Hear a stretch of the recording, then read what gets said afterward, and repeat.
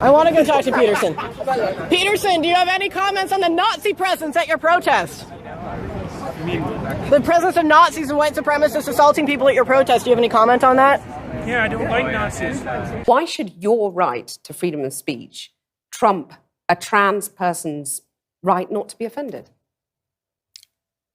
Because in order to be able to think, you have to risk being offensive. I mean, look at the conversation we're having right now. You know, like you're certainly willing to risk offending me in the pursuit of truth.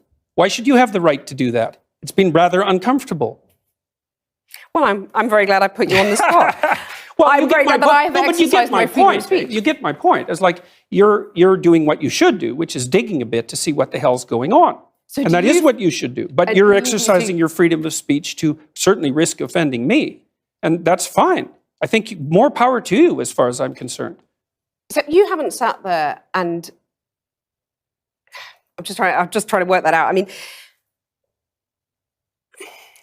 gotcha. You have got me. I'm trying to work that through in my head. And there's not a secular humanist organization or country on the planet that has ever produced as a good thing, an intentional good thing, rapists and murderers. So, well, that's highly debatable. That's highly debatable. Actually, I mean, one of the things absolutely true because there's never been a secular humanist government on the planet. I don't know. I think the Soviets were pretty secular. No, humanist. Then, I know with all due apologies, you do not know the first thing about what secular humanism is. You should read the Secular Humanist Manifestos, because what happened in Russia and communist countries was an institution of a religious-like structure centered around an individual and forced atheism, none of which is consistent with humanism. Why do you think it is that so much of what you say is so very popular with the alt-right? It isn't. And you don't have any evidence for that at all.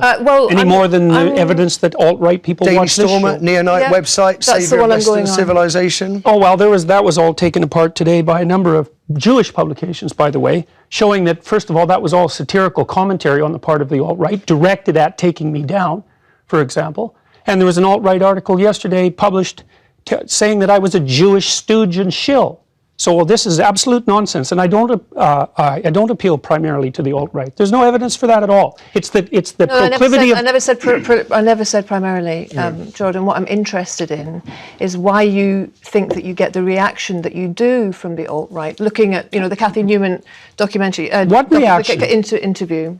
There's 10 million people watched that and commented on it. I'm talking about what I saw, and I'm curious to know what your reaction was to the glee with which the alt-right seized upon that interview. I don't accept. Should we deal with the death threats? I mean, she had, I think, a dozen. I don't accept the concept that it was the alt-right that was doing this. There were 10 million people who commented on that video, and about 95% of them commented negatively on Cathy Newman's behavior. You think there's 10 million alt-right trolls watching that? The great American philosopher Beyonce Knowles said that it has been said that racism is so American that if you challenge racism, you look like you're challenging America. We are challenging inequality. We are challenging the refusal to see me as an individual. When we overcome that, have at it, we're all on equal plane. I think it's fine. I think it's good. The pot is getting stirred here. So I've got a couple of questions. So let's your side spoke, so I'm going to go to Jordan, then to you, Let's Michelle. assume for a moment that I've benefited from my white privilege. Okay, so let's assume that. That's fine. That's what you would say. So, so let's say, here, let's get precise about this, okay? Was that very individual of you? Let's get precise about this, okay? Let's get precise. To what degree is my present level of attainment or achievement a consequence of my white privilege? And I don't mean sort of. I mean, do you mean 5%? Do you mean 15%? Do you mean 25%? Do you mean 75%? And what do you propose I do about it? How about a tax? How about a tax that's like specialized for me so that I can account for my damn privilege, so that I can stop hearing about it? Now, let's get precise about one other thing, okay? We'll get precise about one other thing. Now, precise? Yeah, precise, yes. And so, if we can agree, and we haven't, that the left can go too far, which it clearly can, then how would my worthy opponents precisely define when the left that they stand for has gone too far? You didn't like equity, equality of outcome. I think that's a great marker. But if you have a better suggestion and won't sidestep the question, so let's figure out how I can dispense with my white privilege, and so that you can tell me when the left has gone too far, since they clearly can. And that's what this debate is about political correctness. It's about the left going too far. And I think it's gone too far in many ways. And I'd like to figure out exactly how and when, so the reasonable left could make its ascendance again and we could quit all this nonsense. And I'm sure, I mean, I would hope that if I were a student of Dr. Peterson, that he would refer to me as she and wouldn't have a problem with that.